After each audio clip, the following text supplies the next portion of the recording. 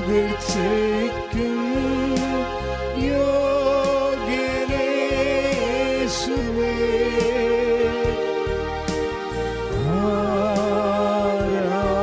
ആരാധന. കൈകൾ വീശി ഒന്ന് ചേർന്ന് ആരാധന. പരിശുദ്ധ പരമ ദിവ്യകാരുണ്യത്തിന് നിത്യസ്തുതിക്ക് യോഗ്യനായ പരിശുദ്ധ പരമ ദിവ്യകാരുണ്യത്തിന് എന്നും നമ്മെ സ്നേഹിക്കുകയും പരിപാലിക്കുകയും ചെയ്യുന്ന പരിശുദ്ധ പരമ ദിവ്യകാരുണ്യത്തിന് ആദ്യനും അന്ത്യനും നീ മാത്രമേ യേശുവേ. സ്തുതികൾക്കും പുകഴ്ചയ്ക്കും യോഗ്യനേശുവേ.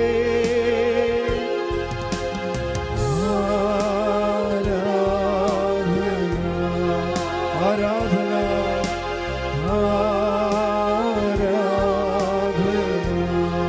സ്തുതിക്കട്ടെ. ഹല്ലേലൂയ ഹല്ലേലൂയ ഹല്ലേലൂയ. യേശുവേ ആരാധന ആരാധന. യേശുവേ മഹത്വം മഹത്വം മഹത്വം. കർത്താവേ ഞങ്ങളങ്ങേ സ്തുതിക്കുന്നു ആരാധിക്കുന്നു നന്ദി പറയുന്നു കർത്താവേ. ഹല്ലേലൂയ ഹല്ലേലൂയ ഹല്ലേലൂയ. യേശുവേ നന്ദി നന്ദി നന്ദി. ഹല്ലേലൂയ ഹല്ലേലൂയ ഹല്ലേലൂയ ഹല്ലേലൂയ. യേശുവേ ആരാധന ആരാധന. നിന്റെ രൂപവും ഭാവവും എന്നിലാകട്ടെ.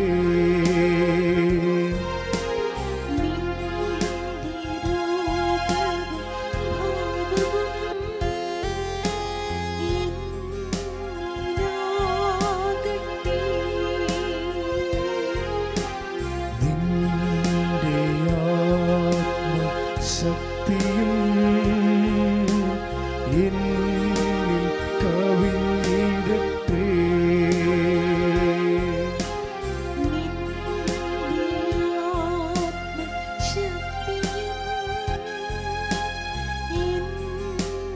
കവിഞ്ഞിടട്ടെ. ആദ്യനും അന്ത്യനും യേശുവേ. സ്തുതികൾക്കും പുകഴ്ചയ്ക്കും യോഗ്യനേശുവേ. ആരാധന ആരാധന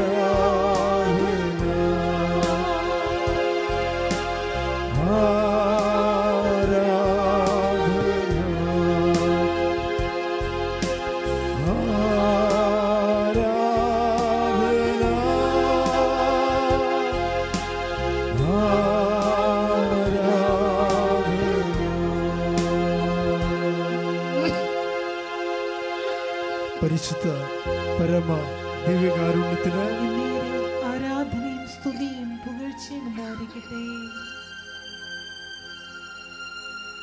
പ്രാർത്ഥിക്കുക. പരിശുദ്ധ അമ്മേ, പരിശുദ്ധ അമ്മേ, കൃപാസനം കൃപാസനം പ്രസാദപരമാതാവേ, പ്രസാദപരമാതാവേ, അങ്ങേ സന്നിധിയിൽ ഞാൻ ചെയ്ത ഉടമ്പടി പാലിക്കുവാൻ എനിക്ക് ശക്തി തരണമേ. കൃപാസനത്തിലെ മരിയൻ കൃപാഭിഷേക ധ്യാനത്തിൽ പങ്കെടുത്ത് പ്രാർത്ഥിക്കുന്നവരുടെ പ്രാർത്ഥനയോട് ചേർത്ത് എന്റെ ആവശ്യം സാധിച്ചു തരണമേ. ഹല്ലേലൂയ ഹല്ലേലൂയ ഹല്ലേലൂയ ഹല്ലേലൂയ ഹല്ലേലൂയ. യേശുവേ ആദ്യനും അന്ത്യനും നീ മാത്രമേ യേശുവേ. സ്തുതികൾക്കും പുകഴ്ചയ്ക്കും യോഗ്യനേശുവേ. യേശുവേ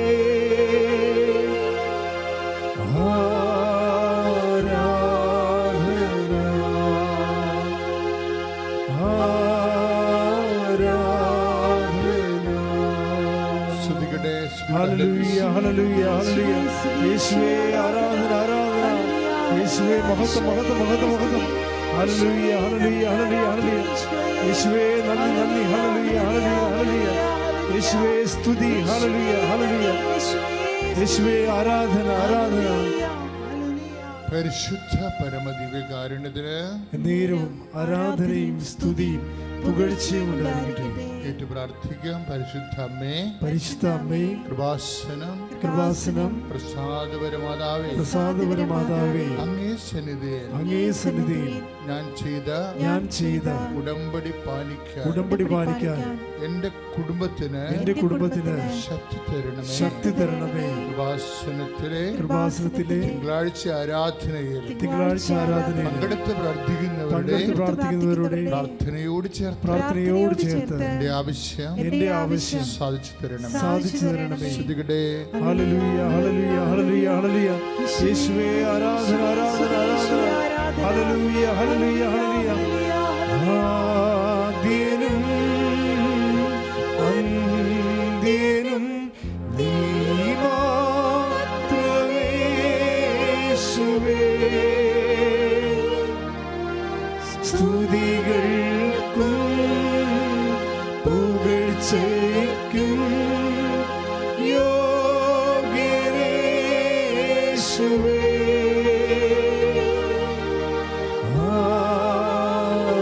ആരാധന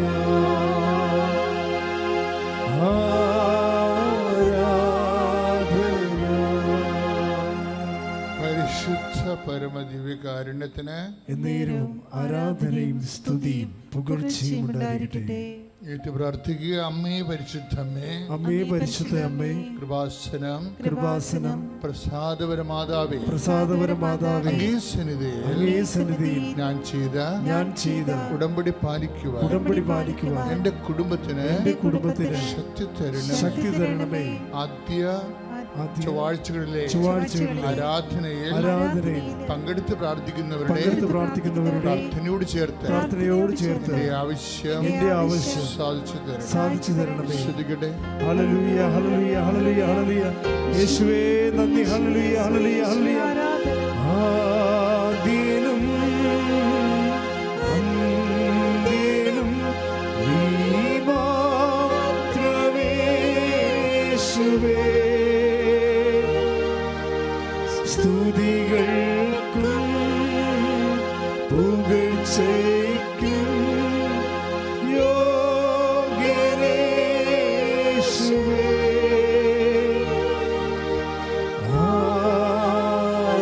ആരാധന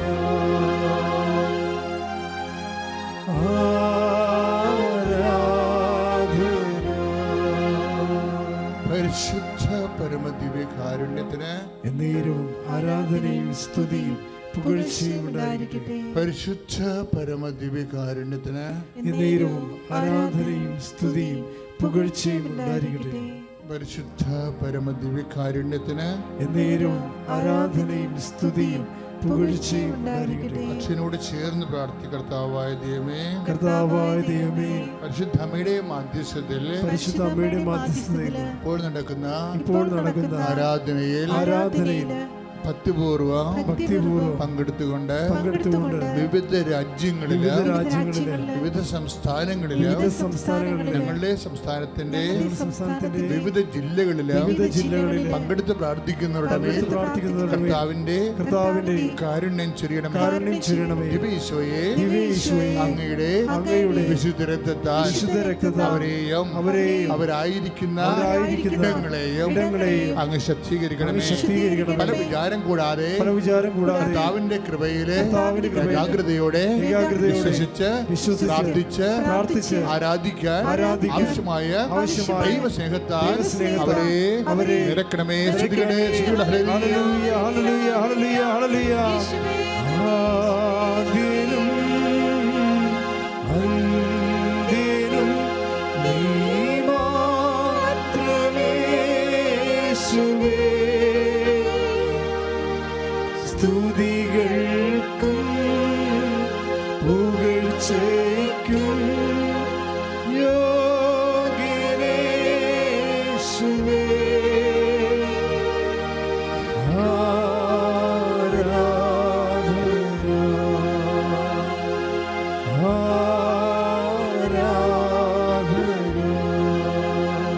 ദൈവ തിരുനാമത്തിന് മഹത്വമുണ്ടാകട്ടെ.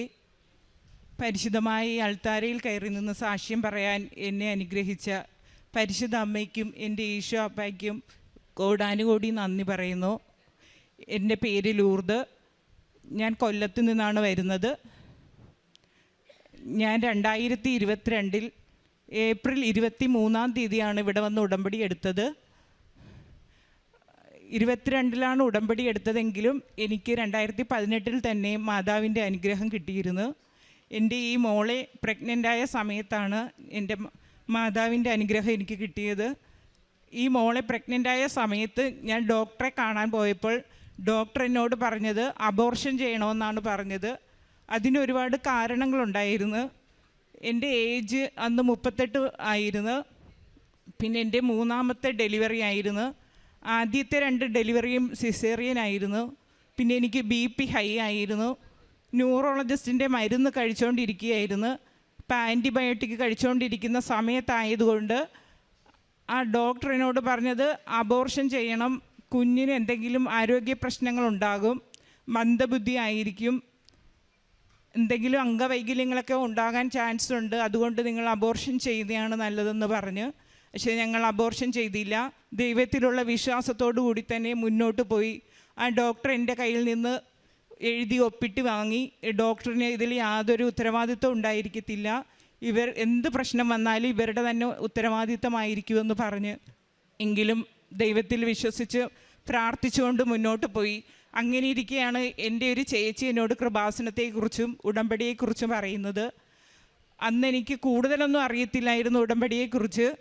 എങ്കിലും ഞാൻ ഉടമ്പടിയെന്നും കൃപാസന മാതാവെന്നും കേട്ട് അമ്മ മാതാവിനോട് ഞാനിങ്ങനെ പ്രാർത്ഥിച്ചു, ഈ കുഞ്ഞിനെ എനിക്ക് യാതൊരുവിധ ആരോഗ്യ പ്രശ്നങ്ങളും ഇല്ലാതെ തരണമെന്നും, പിന്നെ എൻ്റെ ഒരു ആഗ്രഹമായിരുന്നു എനിക്കൊരു പെൺകുഞ്ഞിനെ തരണമെന്ന്. എനിക്ക് ആദ്യത്തെ 2 ആൺകുഞ്ഞുങ്ങളായിരുന്നു. അപ്പോൾ 3ാമത് എനിക്കൊരു പെൺകുഞ്ഞ് വേണമെന്ന് ഒരുപാട് ആഗ്രഹിച്ച് ഞാൻ മാതാവിനോട് പ്രാർത്ഥിച്ചിരുന്നു. അങ്ങനെ മുന്നോട്ട് പോയിക്കൊണ്ടിരിക്കെ ഒരുപാട് പ്രശ്നങ്ങൾ ഞാൻ അതിജീവിക്കേണ്ടി വന്നു. സ്കാനിങ്ങിലൊക്കെ എപ്പോഴും ഡോക്ടറിനോട് ഒരുപാട് പ്രശ്നങ്ങൾ പറയുമായിരുന്നു.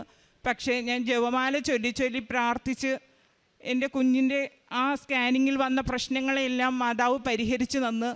അങ്ങനെ 8ാം മാസം തികയാതെ തന്നെ 2018 ഓഗസ്റ്റ് 29 എനിക്കൊരു പെൺകുഞ്ഞിനെ തന്ന്. ഒരു ആരോഗ്യ പ്രശ്നവും ഇല്ലായിരുന്നു. മോൾക്ക് ചെറിയൊരു വെയിറ്റ് കുറവായിരുന്നു, അത് മാത്രമേ ഉള്ളായിരുന്നു. അങ്ങനെ ഈ മോളെ എനിക്ക് തന്ന്. മോളുടെ പേര് ആജ്ഞ മരിയ എന്ന് പേരിട്ട്, അതും എനിക്ക് മാതാവ് തന്ന പേരാണ്. അങ്ങനെ 2022 ഞാൻ ആദ്യമായിട്ട് ഇവിടെ വന്ന് ഉടമ്പടി എടുത്തത്. അന്ന് എൻ്റെ ഹസ്ബൻഡ് വിദേശത്തായിരുന്നു. അന്ന് വിസയിൽ കുറച്ച് പ്രശ്നങ്ങളുണ്ടായിരുന്നു. അതുപോലെ തന്നെ ശമ്പളം കുറച്ച് മാസങ്ങളായിട്ട് പെൻഡിങ് ആയിരുന്നു. അങ്ങനെ ആ കാരണങ്ങളെല്ലാം പറഞ്ഞ് നിയോഗങ്ങൾ എഴുതിയിട്ടാണ് ഞാൻ അന്ന് ഉടമ്പടി എടുത്തത്. അതെല്ലാം ആ ഉടമ്പടിയിൽ തന്നെ മാതാവ് എനിക്ക് സാധിച്ചു തന്നു. അങ്ങനെ 2023 ഞാൻ പുതുക്കി. അതിനുശേഷം എൻ്റെ മോൾക്ക് വീട്ടിലൊരു അപകടം പറ്റിയിരുന്നു. മോളിങ്ങനെ കളിച്ചുകൊണ്ടിരുന്നപ്പോൾ അവിടെ മറിഞ്ഞു വീണ് അവളുടെ താടിയെല്ലിൻ്റെ ഭാഗം പൊട്ടി. അങ്ങനെ ഡോക്ടറെ കാണാൻ പോയപ്പോൾ ഡോക്ടർ പറഞ്ഞ് ഇവളെ സർജറി ചെയ്യണോ, പ്ലാസ്റ്റിക് സർജറി ചെയ്യണം, കാരണം സ്റ്റിച്ച് ഇട്ട് കഴിഞ്ഞാൽ അത് ഭാവിയിൽ മോൾക്ക് ഒരു അടയാളമായിട്ട് മാറും അവിടെ, അതുകൊണ്ട് പ്ലാസ്റ്റിക് സർജറി ചെയ്യണമെന്ന് പറഞ്ഞ്. പക്ഷേ എനിക്ക് പേടിയായിരുന്നു. ഇവൾ ഡോക്ടറെ അടുത്ത് വരാനോ നേഴ്സുമാരെ അടുത്ത് വരാനോ ഒന്നും സമ്മതിക്കത്തില്ല. ഇവൾ ഭയങ്കര നിലവിളിയായിരുന്നു. അപ്പോൾ എനിക്ക് സർജറിയിൽ ഇവൾ പ്രശ്നങ്ങളുണ്ടാക്കി ഇവൾ ആ തിയേറ്ററിൻ്റെ അകത്ത് കയറത്തില്ല എന്നായിരുന്നു എൻ്റെ പേടി. ഇവൾ അവിടെ നിന്ന് ഇറങ്ങി ഓടുമെന്ന് ഞാൻ പേടിച്ചിരുന്നു. അങ്ങനെ ഞാൻ മാതാവിനോട് പ്രാർത്ഥിച്ചു. ഉടമ്പടി തൈലം മോളുടെ നെറ്റിയിൽ കുരിശിട്ട് കൊടുത്ത് പ്രാർത്ഥിച്ച് മോളെ ഞാൻ തിയേറ്ററിലേക്ക് പറഞ്ഞു വിട്ടു. അവൾ കരഞ്ഞുകൊണ്ടാണ് അതിൻ്റെ അകത്തോട്ട് കയറിയത്. പക്ഷേ തിയേറ്ററിൽ നിന്ന് സർജറി എല്ലാം കഴിഞ്ഞ് നേഴ്സുമാർ എന്നോട് വന്ന് പറഞ്ഞു മോൾക്കൊരു കുഴപ്പവും ഇല്ല, അവൾ നല്ല ചിരിച്ചുകൊണ്ടാണ് അതിൻ്റെ അകത്ത് കിടന്നത്, ഒരു ശല്യവും ഇല്ലായിരുന്നു.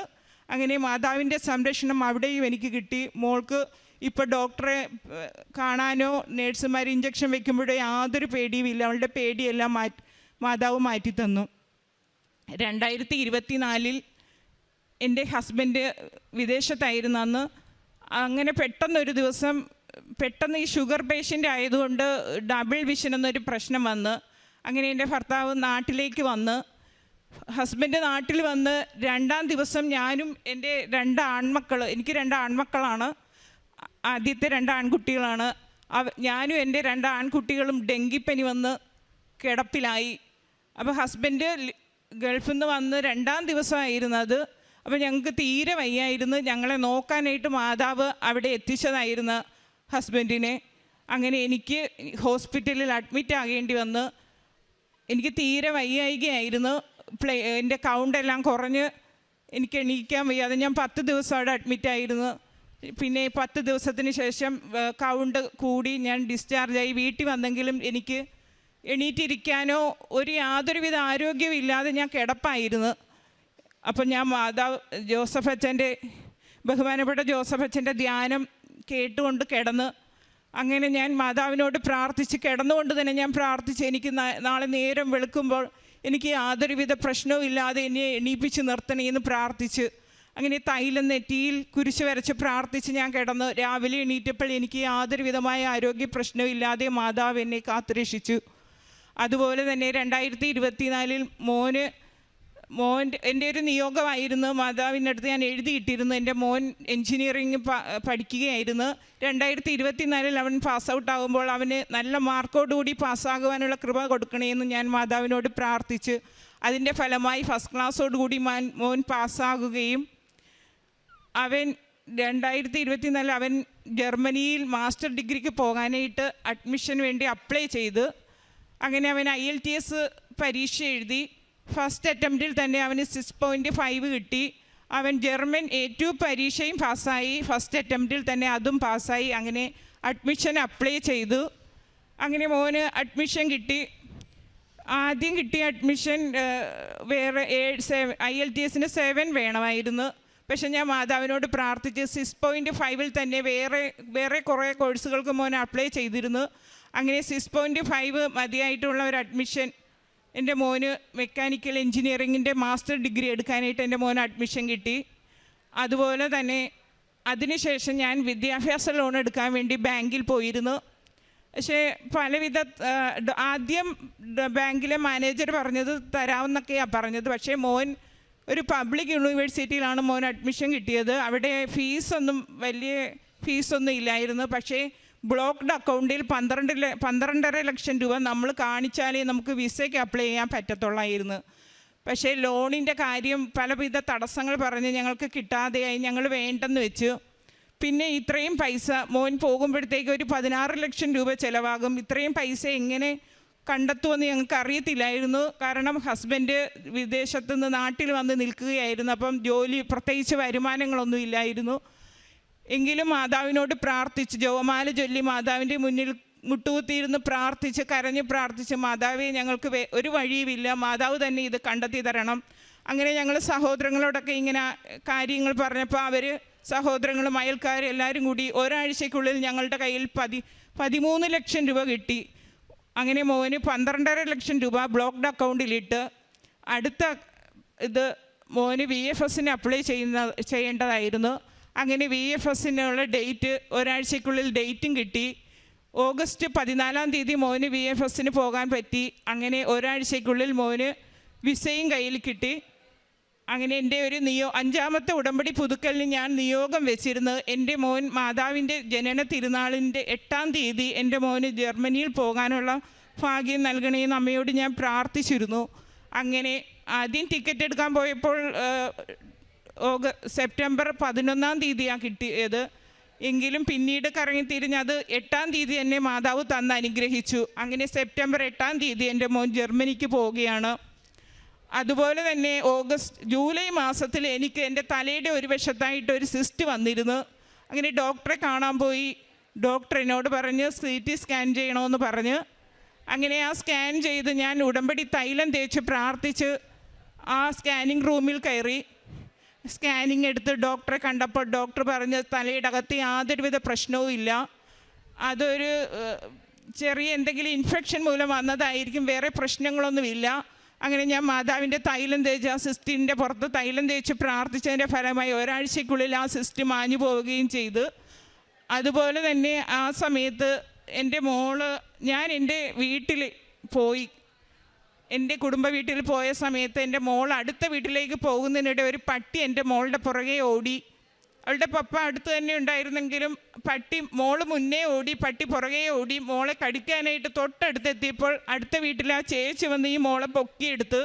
ആ ചേച്ചി മാതാവിൻ്റെ ഉടമ്പടി എടുത്ത ഒരു ചേച്ചിയായിരുന്നു. എനിക്ക് മനസ്സിലായി അത് മാതാവ് തന്നെയായിരുന്നു എൻ്റെ മോളെ വന്ന് പൊക്കിയെടുത്തത്. അല്ലായിരുന്നെങ്കിൽ ആ പട്ടി ആ സെക്കൻഡിന് എൻ്റെ മോളെ കടിച്ചേനായിരുന്നു.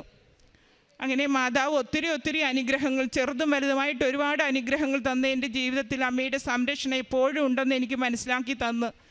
എപ്പോഴും ഒരു ചെറിയ പ്രശ്നം വന്നാലും അത് എൻ്റെ മാതാവ് എനിക്ക് പരിഹരിച്ചു തരുമായിരുന്നു, ഞങ്ങളുടെ പ്രാർത്ഥനയിലൂടെയും എല്ലാം. പിന്നെ കാരുണ്യ പ്രവൃത്തിയായിട്ട് ഞാൻ പാവപ്പെട്ടവർക്ക് എന്നെ കൊണ്ട് പറ്റുന്ന രീതിയിൽ ഞാൻ സഹായിക്കുകയും രോഗികൾക്ക് വേണ്ട അവരെ തൈലം പൂശി പ്രാർത്ഥിച്ച് അവർക്ക് രോഗസൗഖ്യങ്ങൾ ഉണ്ടായിട്ടുണ്ട്.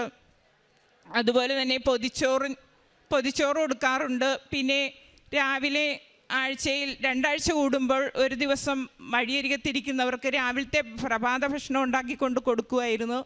പിന്നെ രോഗികൾക്ക് എന്നെ കൊണ്ട് പറ്റുന്ന രീതിയിൽ സാമ്പത്തിക സഹായം ചെയ്യുമായിരുന്നു. പിന്നെ ഞങ്ങളുടെ കൃപാസനം എന്ന് പറയുന്നൊരു ഉടമ്പടി എടുത്തവരുടെ ഒരു കൂട്ടായ്മയുണ്ട്. അതിലൂടെ ഞങ്ങൾ മാസത്തിൽ രോഗികൾക്കും അനാഥ മന്ദിരങ്ങൾക്കും എല്ലാം സഹായം കൊടുക്കുമായിരുന്നു. അങ്ങനെ പ്രേക്ഷിത പ്രവർത്തനമായിട്ട് ഇവിടെ നിന്ന് വാങ്ങിക്കുന്ന പത്രം ഞാനും എൻ്റെ മോളും കൂടി എല്ലാ വീട്ടിലും കയറി ഇറങ്ങി കൊണ്ടുപോയി കൊടുക്കുമായിരുന്നു. അങ്ങനെ ചെറുതും വലുതുമായ ഒരുപാട് അനുഗ്രഹങ്ങൾ തന്ന മാതാവിന് ഈശോയ്ക്കും കോടാനുകോടി നന്ദി പറയുന്നു. അതുപോലെ ആത്മീയ വിശദീകരണത്തിനായി ഞാൻ എല്ലാ ദിവസവും പള്ളിയിൽ പോകുമായിരുന്നു. അതെൻ്റെ ജീവിതത്തിലെ ഏറ്റവും വലിയ അനുഗ്രഹമാണ്. എല്ലാ ദിവസവും എനിക്ക് രാവിലെ എണീറ്റ് പള്ളിയിൽ പോകാൻ പറ്റുന്നത്. അതിലൂടെ എൻ്റെ ജീവിതത്തിലെ നിരവധിയായ പ്രശ്നങ്ങളെ എനിക്ക് പരിഹരിക്കാൻ പറ്റുന്നുണ്ട്. എനിക്ക് എൻ്റെ കുടുംബത്തിന് സമാധാനവും സന്തോഷവും ഉണ്ട്. 1 വർഷമായിട്ട് എൻ്റെ ജീവിത പങ്കാളിക്ക് ജോലിയില്ലെങ്കിലും എൻ്റെ സാമ്പത്തികമായിട്ട് യാതൊരു ബുദ്ധിമുട്ടും കൂടാതെ മാതാവ് ഞങ്ങളെ പരിപാലിച്ചുകൊണ്ടിരിക്കുന്നു. ദൈവനാമത്തിന് മഹത്വമുണ്ടാകട്ടെ. ആമേൻ. പരിശുദ്ധമായ ഈ അൾത്താരയിൽ നമുക്ക് ഓരോരുത്തർക്കും വേണ്ടി പ്രത്യക്ഷപ്പെട്ട പരിശുദ്ധ അമ്മ എൻ്റെ കുഞ്ഞുങ്ങളുടെ പഠനം, ജോലി എന്നിവ ക്രമീകരിച്ചതിനെ പറ്റിയുള്ള സാക്ഷ്യമാണ് ഞാൻ നിങ്ങളുമായി പങ്കുവെക്കുന്നത്. എൻ്റെ പേര് ജ്യോതി തോമസ്. ഇത് എൻ്റെ മക്കളായ തെരേസായും എലിസബത്തും. ഞങ്ങൾ പാലായിൽ നിന്നും വരുന്നു. 2/4/22 ഞാൻ ഉടമ്പടി എടുത്തത്. 11 തവണ പുതുക്കിയിട്ടുണ്ട്. എൻ്റെ മകൾ തെരേസ BSc നേഴ്സിംഗ് കഴിഞ്ഞ് വീട്ടിൽ വന്ന സമയത്ത് അവൾ ഞങ്ങളോട് പറഞ്ഞു അവൾക്ക് ഒരു പ്രാവശ്യം OET എഴുതിയിട്ട് ഏതെങ്കിലും ഹോസ്പിറ്റലിൽ പ്രാക്ടീസിന് കയറുന്നതാണ് ഇഷ്ടമെന്ന് പറഞ്ഞു. അത് അവൾ വിചാരിച്ചാൽ കിട്ടത്തില്ല, മാതാവ് വിചാരിച്ചാൽ എനിക്ക് OET പാസ്സാകാൻ പറ്റുമെന്ന് പറഞ്ഞു. അതുകൊണ്ട് തന്നെ ഞങ്ങളത് നിയോഗത്തിൽ വെച്ചു. അങ്ങനെ OET കോച്ചിങ്ങിന് പോയി എക്സാം ഡേറ്റ് എടുത്തു. എക്സാം കഴിഞ്ഞപ്പോൾ റിസൾട്ടിന് പകരം ഒരു മെയിൽ വന്നു. അത് ഹോൾഡ് ചെയ്ത് വെച്ചിരിക്കുവാണ്, റീചെക്ക് ചെയ്യണമെന്ന് പറഞ്ഞു. അത് ഞങ്ങൾക്ക് അതിനെപ്പറ്റി അറിയാത്തത് കൊണ്ട് ഇതിനു മുന്നേ പരീക്ഷ എഴുതിയ കുട്ടികളോട് ഞങ്ങൾ ഇതിനെപ്പറ്റി തിരക്കി. അപ്പോൾ അവർ പറഞ്ഞത് ഇനി അത് ക്ലിയർ ചെയ്ത് തരത്തില്ല, കാരണം അത് മാൽ പ്രാക്ടീസ് നടന്നു, അതുകൊണ്ടാണെന്നാണ് പറഞ്ഞത്. ക്വസ്റ്റ്യൻ പേപ്പർ ചോർന്നതിൻ്റെ പേരിലായതുകൊണ്ട് ഇനിയും ക്ലിയർ ചെയ്ത് തരത്തില്ല, അതുകൊണ്ട് നിങ്ങൾ വേറെ പരീക്ഷയ്ക്ക് ഡേറ്റ് എടുത്തോളാനാണ് അവർ പിള്ളേർ ഞങ്ങളോട് പറഞ്ഞത്. പക്ഷേ ഞങ്ങൾ പരീക്ഷയ്ക്ക് വേറെ ഡേറ്റ് എടുക്കാതെ പരിശുദ്ധ അമ്മയ്ക്ക് ഒരു ഡേറ്റ് ഇട്ട് പ്രാർത്ഥിക്കാൻ വേണ്ടി തീരുമാനിച്ചു. അങ്ങനെ 9 ദിവസം മുൻപോട്ട് ഞങ്ങളൊരു ഡേറ്റ് ഇട്ടു. ഞങ്ങൾ എന്നിട്ട് ലൈറ്റ് ക്യാൻഡിലിട്ടു. പരിശുദ്ധ അമ്മ ഇതിൽ ഇടപെടണമെന്ന് പറഞ്ഞു. ഞങ്ങൾ അമ്മയുടെ ഡേറ്റ് ഇട്ട ആ ദിവസം അന്ന് രാത്രി സന്ധ്യാപ്രാർത്ഥനയ്ക്ക് വേണ്ടി ഞങ്ങൾ തിരി തെളിച്ചപ്പോൾ മുറിയിലാകെ മുല്ലപ്പൂവിൻ്റെ മണം വന്നു. എനിക്കും മോൾക്കും വന്നു. പരിശുദ്ധ അമ്മ ഇടപെട്ടിട്ടുണ്ടെന്ന് ഞങ്ങൾക്ക് മനസ്സിലായി. പിറ്റേ ദിവസം ഞങ്ങൾ പള്ളിയിൽ പോയിട്ട് തിരിച്ചു വന്നപ്പോൾ മോളുടെ കൂട്ടുകാരത്തി വിളിച്ചിട്ട് പറഞ്ഞു നമ്മുടെ റിസൾട്ട് വന്നിട്ടുണ്ട്, നോക്കാൻ പറഞ്ഞു. അങ്ങനെ നോക്കിയപ്പോൾ എല്ലാ രാജ്യത്തേക്കും പോകാനുള്ള B സ്കോർ തന്നു. പരിശുദ്ധ അമ്മ അവളെ സഹായിച്ചു. അപ്പോൾ തന്നെ ഒരു കാര്യം പറയാൻ മറന്നുപോയത്, പരിശുദ്ധ അമ്മ ഞങ്ങൾക്ക്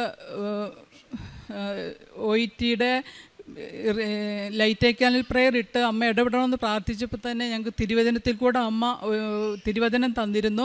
അത് എസ്തേറിൻ്റെ പുസ്തകത്തിൽ നിന്നായിരുന്നു.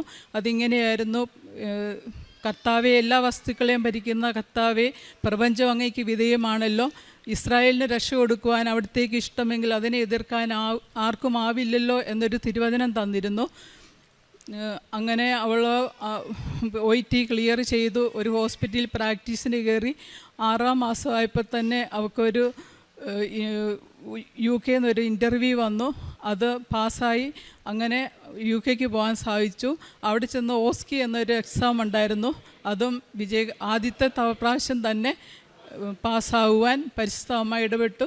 അങ്ങനെ അവളിപ്പോൾ UK രജിസ്റ്റേർഡ് നേഴ്സായിട്ട് ജോലി ചെയ്യുന്നു. രണ്ടാമത്തെ എൻ്റെ സാക്ഷ്യം, എൻ്റെ രണ്ടാമത്തെ മകൾ എലിസബത്ത് +2 കഴിഞ്ഞതിന് ശേഷം ജർമ്മൻ കോഴ്സ് ലാംഗ്വേജാണ് പഠിക്കാൻ വേണ്ടി തിരഞ്ഞെടുത്തത്. ഇവൾ പഠിച്ചുകൊണ്ടിരുന്ന ഇൻസ്റ്റിറ്റ്യൂട്ടിൽ ഏജൻസികൾ അവരെ പരിചയപ്പെടുത്താൻ വേണ്ടി വന്ന കൂട്ടത്തിൽ ഒരു ഏജൻസി പറഞ്ഞു, നിങ്ങൾ B2 വരെ പഠിച്ചിട്ട് B1 എക്സാം എഴുതിയാൽ മതി, അവർ കൊണ്ടുപോയിക്കോളാമെന്ന്. അങ്ങനെ നമ്മൾ B1 എക്സാം എഴുതി കഴിഞ്ഞപ്പോൾ റിസൾട്ട് വന്ന് അവരെ വിളിച്ചപ്പോൾ അവർ പറഞ്ഞു, ഇപ്പോൾ ഞങ്ങൾ B1 വെച്ച് കൊണ്ടുപോകുന്നില്ല, നിങ്ങൾ B2 പാസ്സായിട്ട് വരാൻ പറഞ്ഞു. പക്ഷേ ഇത് തന്നെ 1 വർഷത്തോളം എത്തിയിട്ടാണ് ഈ B1 തന്നെ പാസ്സായത്. അപ്പോൾ ഈ B2 ഇനി എഴുതണമെങ്കിൽ നമ്മുടെ സമയം കടന്നു പോകില്ല. അതും ഞങ്ങൾ പരിശുദ്ധ അമ്മയ്ക്ക് ലൈറ്റ് ക്യാൻഡിൽ പ്രെയർ ഇട്ടു, പരിശുദ്ധ അമ്മയെ ഏൽപ്പിച്ചു. ഞാനിങ്ങനെ ലൈറ്റ് ക്യാൻഡിൽ പ്രെയർ ഇട്ടു, പരിശുദ്ധ അമ്മയെ എൻ്റെ മകൾ B1 സർട്ടിഫിക്കറ്റ് വെച്ച് ജർമ്മനിയിൽ നേഴ്സിംഗ് പഠിക്കാൻ അമ്മ ഇടപെടണേന്ന് ഞാൻ അമ്മയോട് പ്രാർത്ഥിച്ചു. പരിശുദ്ധ അമ്മ ഞങ്ങൾ ചോദിക്കാൻ നോക്കിയിരുന്നത് പോലെ 3-ാം ദിവസം പത്രത്തിലൊരു വാർത്ത വരികയാണ്, നമ്മുടെ ഗവൺമെൻറ്റും ജർമ്മൻ ഗവൺമെൻറ്റുടെ പുതിയൊരു പദ്ധതിയിൽ ഒപ്പിട്ടിരിക്കുന്നു. അതായത് B1 B2 യോഗ്യതയുള്ള പിള്ളേരെ ജർമ്മൻ ഗവൺമെൻറ് സൗജന്യമായിട്ട് നേഴ്സിംഗ് പഠനത്തിനായി തിരഞ്ഞെടുക്കുന്നു. അങ്ങനെ 2 ആഴ്ച ഞങ്ങൾ കൊച്ചിൻ്റെ ഡീറ്റെയിൽസ് എല്ലാം നോർക്കയ്ക്ക് അയച്ചു കൊടുത്തു. 2 ആഴ്ച കഴിഞ്ഞപ്പോൾ അവിടുന്ന് ഒരു മെയിൽ വന്നു, നിങ്ങൾക്കൊരു ഇൻ്റർവ്യൂ ഉണ്ട്, തിരുവനന്തപുരത്ത് വെച്ച് നോർക്കയിൽ വെച്ചാണ് വരണമെന്ന് പറഞ്ഞു. അവിടെ ചെന്നപ്പോൾ ആ ഹോള് നിറയെ പിള്ളേരാണ്. ആദ്യത്തെ സംഭവമായതുകൊണ്ട് B2 പാസ്സായ പിള്ളേരായിരുന്നു കൂടുതലും. ആകെ 5 കുട്ടികളെ ഉള്ളായിരുന്നു B1 പാസ്സായത്. അപ്പോൾ തന്നെ ഞങ്ങൾക്ക് അന്ന് തന്നെ ഒരു തിരുവചനം തന്നിരുന്നു പരിശുദ്ധ അമ്മ. അതിങ്ങനെയായിരുന്നു, 2 ദിനവൃത്താന്തം 25:16, ദൈവം അത്ഭുതകരമാം വിധം സഹായിച്ചാൽ അവൻ പ്രബലനായി എന്നായിരുന്നു അത്. അങ്ങനെ ആദ്യത്തെ ഇൻ്റർവ്യൂ കഴിഞ്ഞ് തിരിച്ചു വന്നപ്പോൾ ഒത്തിരി കുട്ടികളുണ്ടായിരുന്നു. അതിൽ നിന്ന് അവരാകെ 48 കുട്ടികളെയാണ് തിരഞ്ഞെടുത്തത്. അതിലൊരാളായിട്ട് പരിശുദ്ധ അമ്മ എൻ്റെ മകളെ നിലനിർത്തി. പിന്നെ ഈ 48 പിള്ളേർക്ക് അടുത്തതായിട്ടുണ്ടായിരുന്നത് ഒരു എക്സാം ആയിരുന്നു. അത് അവർ 2 ആഴ്ച കഴിഞ്ഞപ്പോൾ പറഞ്ഞു, നിങ്ങൾക്കൊരു എക്സാം ഉണ്ട്, അതിന് വരണമെന്ന് പറഞ്ഞു. അങ്ങനെ ഇവർ തിരുവനന്തപുരത്ത് ചെന്നപ്പോൾ ആകെ 2 കുട്ടികളേ ഉള്ളൂ B1, ബാക്കി മുഴുവനും 46 പിള്ളേരും B2 പാസ്സായ പിള്ളേരായിരുന്നു. അതിൽ എക്സാം കഴിഞ്ഞ് വീട്ടിൽ വന്നപ്പോൾ മോൾ എന്നോട് പറഞ്ഞു, B2 ലെവലിലുള്ള എക്സാം ആയിരുന്നു, ഞാൻ B1 വരെയല്ലേ പഠിച്ചിട്ടുള്ളൂ, എക്സാമല്ലേ പാസ്സായിട്ടുള്ളൂ, അവിടെ മുഴുവനും B2 പിള്ളേരായതുകൊണ്ട് കിട്ടുമോയെന്നൊന്നും എനിക്കറിയില്ല. ഞാൻ പറഞ്ഞു, പരിശുദ്ധ അമ്മയല്ലേ തീരുമാനിക്കേണ്ടത്, അമ്മ തീരുമാനിക്കട്ടെ എന്ന് പറഞ്ഞു. അങ്ങനെ 2 ആഴ്ച കഴിഞ്ഞപ്പോൾ അവരുടെ മെയിൽ വന്നു, കൊച്ച് എക്സാം പാസ്സായിട്ടുണ്ട്. ആ 48 പിള്ളേരിൽ നിന്ന് അവരാകെ തിരഞ്ഞെടുത്ത് 24 പിള്ളേരെയായിരുന്നു. അതിലൊരാളായിട്ട് എൻ്റെ മകളെ നിലനിർത്തി പരിശുദ്ധ അമ്മ. പിന്നീട് ഇവർക്ക് ഉണ്ടായിരുന്നത്, ഇവരെ സ്പോൺസർ ചെയ്യുന്ന ജർമ്മനിയിലെ ഹോസ്പിറ്റലിലെ ഒരു മെഡിക്കൽ പാനലിൻ്റെ ഇൻ്റർവ്യൂ ആയിരുന്നു. അത് ഓൺലൈനായിരുന്നു. അപ്പോൾ അവർ നോർക്കയിൽ നിന്ന് നമ്മളോട് പറഞ്ഞായിരുന്നു, ഈ മെഡിക്കൽ പാനലിന് ഇവരെ ഇഷ്ടപ്പെട്ടാൽ മാത്രമേ കൊണ്ടുപോകുള്ളൂ എന്ന് പറഞ്ഞിട്ടുണ്ടായിരുന്നു. അപ്പോൾ ആ ഇൻ്റർവ്യൂവിൻ്റെ ദിവസം ഈ 24 പിള്ളേരുടെ ഇൻ്റർവ്യൂവിൽ നിന്ന് ആ ഇൻ്റർവ്യൂ കഴിഞ്ഞപ്പോൾ അവരാകെ 8 പിള്ളേരെയാണ് തിരഞ്ഞെടുത്തത്. അതിലൊരാളായിട്ട് പരിശുദ്ധ അമ്മ എൻ്റെ മകളെ നിലനിർത്തി. ഇന്നവൾ ജർമ്മനിയിൽ ആദ്യത്തെ വർഷത്തെ വിജയകരമായിട്ട് നേഴ്സിംഗ് പഠനം 1-ാം വർഷം പൂർത്തിയാക്കി തിരിച്ചെത്തിയതാണ് സാക്ഷ്യം പറയാൻ വേണ്ടിയിട്ട്. ഇതുവരെ അവർ B2 എഴുതുന്നതിനെ പറ്റി പറഞ്ഞിട്ടേയില്ല. പിന്നെ ഞങ്ങൾക്ക് ഇവരുടമ്പടി എടുത്തതാണ്, ഇവരുടമ്പടിയിലാണ് പരിശുദ്ധ അമ്മ പിന്നെ ഞങ്ങൾക്ക് തന്നത്. ഞങ്ങൾ ലൈറ്റ് ക്യാൻഡിൽ പ്രെയർ വഴി ഞങ്ങൾക്ക് കിട്ടിയതാണ്. മൂത്ത മകൾ BSc നേഴ്സിംഗ് പഠിച്ചുകൊണ്ടിരിക്കുന്ന സമയത്ത് അവർക്ക് യൂണിവേഴ്സിറ്റി എക്സാമിന് നല്ല മാർക്ക് കൂടി പാസ്സാകണമെന്ന് ഞങ്ങൾ ലൈറ്റ് ക്യാൻഡിൽ പ്രെയർ ഇട്ടായിരുന്നു. ഡിസ്റ്റിങ്ഷനോളം 4 വർഷവും ഡിസ്റ്റിങ്ഷനോളം മാർക്ക് തന്ന് പരിശുദ്ധ അമ്മ അവളെ സഹായിച്ചു. അതുപോലെ ഞങ്ങൾ ഡ്രൈവിംഗ് പഠിക്കാൻ വേണ്ടിയിട്ട് ആഗ്രഹമുണ്ടായിരുന്നു. ഡ്രൈവിംഗ് പഠിക്കാൻ വേണ്ടി പോയി. അപ്പോൾ H എടുത്തപ്പോൾ എനിക്ക് എനിക്ക് ഒരു ഭയം ഉണ്ടായിരുന്നു. റിവേഴ്സ് വന്നപ്പോൾ ഇച്ചിരി പുറകോട്ട് പോയി എനിക്കത് ഞാൻ ഓർത്ത് ഫെയിലാവുകയെന്ന്. ഞാൻ പെട്ടെന്ന് പരിശുദ്ധ അമ്മേ കൃപാസന മാതാവേ എന്നെ സഹായിക്കണേ എന്ന് പറഞ്ഞു. ആ നിമിഷം എനിക്ക് പെട്ടെന്നൊരു ശക്തി, എനിക്ക് ഒരു പേടി, എൻ്റെ കാലിന് വിറയലെല്ലാം മാറി. പെട്ടെന്ന് എനിക്ക് ശരീരത്തിന് ഒരു ഉന്മേഷം കിട്ടി. അത് നല്ല ഭംഗിയായിട്ട് അയച്ചെടുക്കാനും റോഡ് ടെസ്റ്റ് പാസ്സാകാനും അമ്മ എന്നെ സഹായിച്ചു. ഞങ്ങളെ ഇത്രത്തോളം സഹായിച്ച പരിശുദ്ധ അമ്മയ്ക്കും പരിശുദ്ധ അമ്മയുടെ വിലയേറിയ മധ്യസ്ഥത്താൽ ഞങ്ങളെ മഹാകാരുണ്യം കൊണ്ട് ഈശോയുടെ മഹാകാരുണ്യം ഞങ്ങളിലേക്ക് നിറച്ച ഈശോയ്ക്കും ഒത്തിരി നന്ദി സ്നേഹവും പറയുന്നു. പ്രേക്ഷിത പ്രവർത്തനമായിട്ട് ഞങ്ങളിവിടെ നിന്ന് എല്ലാ മാസവും പത്രം മേടിച്ചുകൊണ്ട് പോകാറുണ്ട്, എല്ലാവർക്കും കൊടുക്കാറുണ്ട്. കാരുണ്യ പ്രവർത്തനമായിട്ട് സാമ്പത്തികമായിട്ട് ഞങ്ങൾ സഹായിക്കാറുണ്ട്. എല്ലാ ദിവസവും കുർബാനയിൽ ഞങ്ങൾ പോകാറുണ്ട്. അതുപോലെ ഒന്നുകൂടെ നല്ല രീതിയിൽ ഭക്തിയായിട്ട് ഒന്നുകൂടെ ഈശോയിൽ അടുത്ത് പ്രാർത്ഥിക്കുവാനുള്ള കൃപ ഞങ്ങൾക്ക് തന്നു. കൂടുതൽ ആഴത്തിൽ ഈശോയോട് ചേർന്ന് നിൽക്കാനും ഉള്ള കൃപ ഞങ്ങൾക്ക് തന്നു. ഈശോയെ നന്ദി, ഈശോയെ സ്തോത്രം.